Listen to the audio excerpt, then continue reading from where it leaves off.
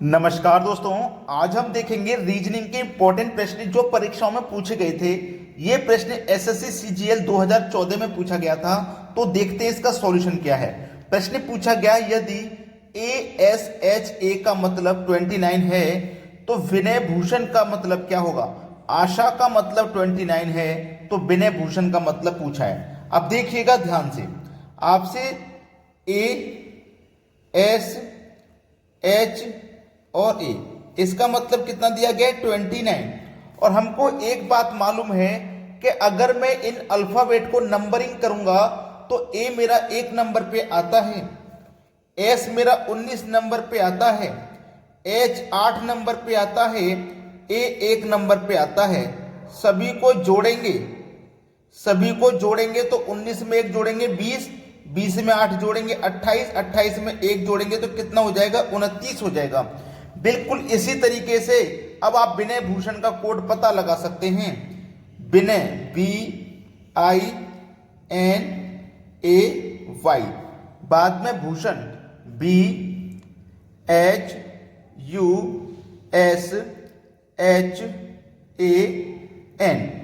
जैसे हमने इनका अल्फाबेट नंबर लिखा था ऐसे ही इनका लिखेंगे।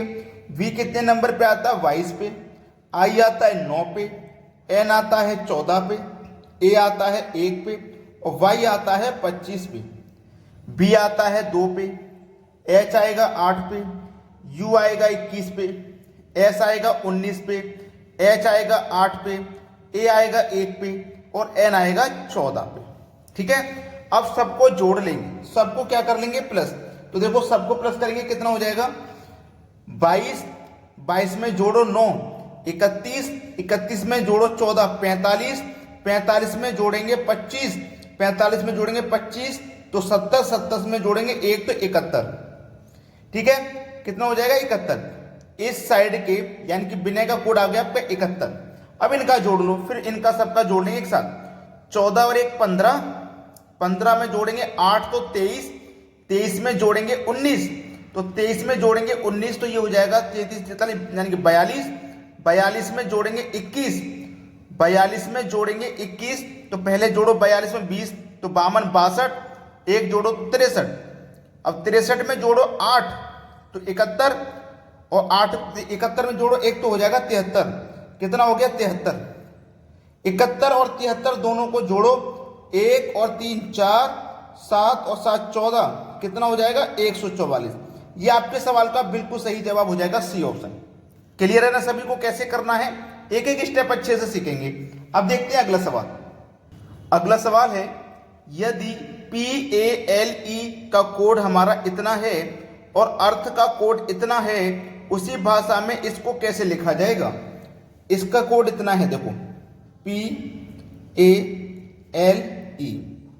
इसका कोड कितना है 2 1 3 4, यही तो है 2 1 3 4। इसका कोड कितना है अर्थ का EARTH, इसका कोड कितना है 4 1 5 9 0, ये इसका कोड हो गया। इसका कोड पूछा है PEARL, इसका कोड पूछा है। तो देखो P का कोड हमारे पास 2 है तो यहां भी 2 होगा, E का कोड 4 यहां भी और 4 यहां भी तो यहां भी 4 होगा, A का कोड 1 है तो 1 होगा, R का कोड 5 है तो 5 हो जाएगा और L का कोड हमारा 3 है तो 3 हो जाएगा। बस सवाल खत्म। अब लास्ट में देख लो 53 किस ऑप्शन में, 53 53 53 ये मिल गया, मतलब बी ऑप्शन हो जाएगा प्रश्न का बिल्कुल सही जवाब। अब देखते हैं अगला सवाल। अगला सवाल है, ये प्रश्न एसएससी का 2010 में पूछा गया था। 7 9 13 21 37, यहां क्या आएगा देखिएगा ध्यान से। 7 से हो गया 9, 2 बढ़ गए, 9 से हो गए 13, 4 बढ़ गए, 13 से हो गए 21 तो 8 बढ़ गए और 21 से हो गए 37 तो 16 बढ़ गए। तो आपको यह पता लग गया कि हम जब भी बढ़ते हैं 2 गुना बढ़ते हैं। जैसे 2 से 4 बढ़ गए तो 2 गुना हो गया 4, ठीक है, 2 से 2 गुना 4, फिर 4 का 2 गुना 8, फिर 8 का 2 गुना 16, तो इस बार भी 16 का 2 गुना बढ़ेगा तो कितना बढ़ेगा 32 बढ़ेगा।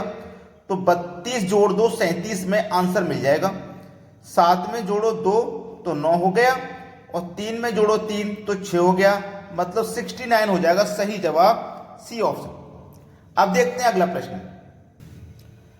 अगला प्रश्न है 0 फिर 4 18 48 क्वेश्चन मार्क फिर 180। ये बाद का दिया गया, 0 से स्टार्टिंग है और फिर हमारे पास 4 है। देखो ये सवाल बहुत ही टफ है, अगर आपने इसको आसानी से सीखना है तो वीडियो को बस देखते रहिए ध्यान से। पहले 0 बनाना है, अगर आप 1 से 1 माइनस कर दोगे तब भी 0 बनेगा, 1 के स्क्वायर से 1 का स्क्वायर माइनस कर दोगे तब भी 0 बनेगा, समझ रहे हो।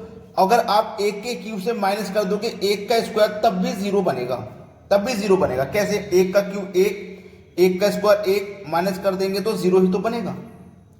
अब 1 के बाद में हमने 0 तो बना लिया, अब 4 बनाना है।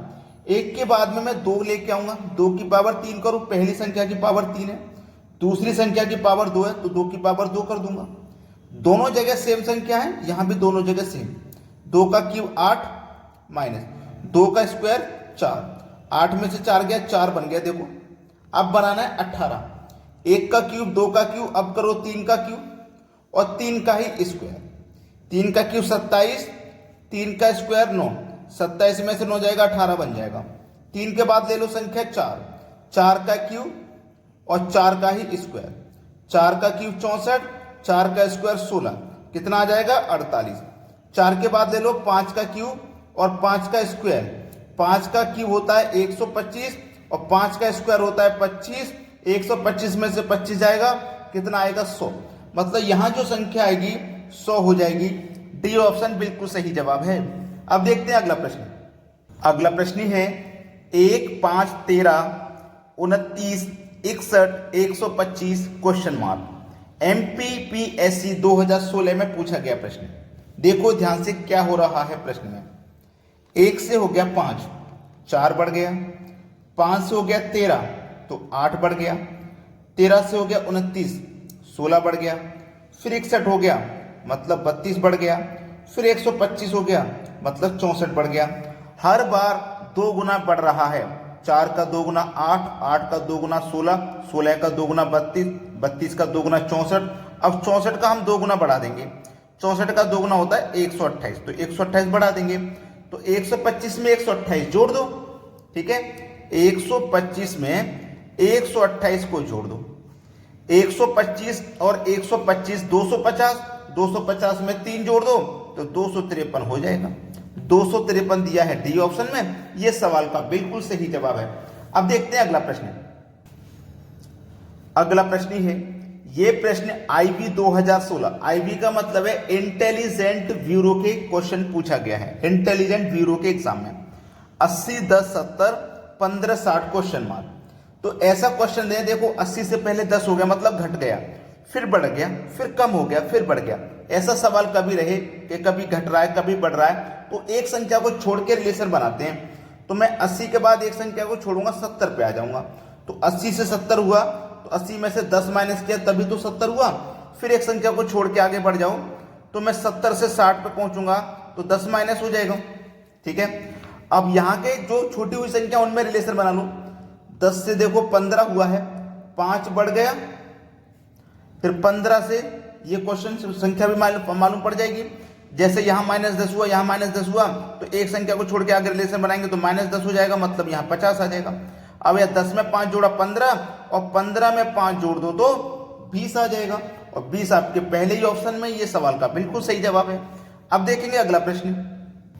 अगला प्रश्न है 6 6 10 11 14 16 18 क्वेश्चन मार्क। SSC CPO 2016 में ये सवाल पूछा गया था और ये सवाल मैं देता हूं आपको होमवर्क के लिए। तो सभी बच्चे कमेंट करके इसका आंसर बताएंगे, ठीक है। कोई भी बच्चा ऐसा नहीं है जो नहीं बता पाए, बहुत इजी सवाल मैं आपको दे रहा हूं करने के लिए। तो आप सभी बच्चे कमेंट करके अपना अपना आंसर जरूर बताएंगे, ठीक है दोस्तों। वीडियो देखने के लिए आपका बहुत बहुत धन्यवाद।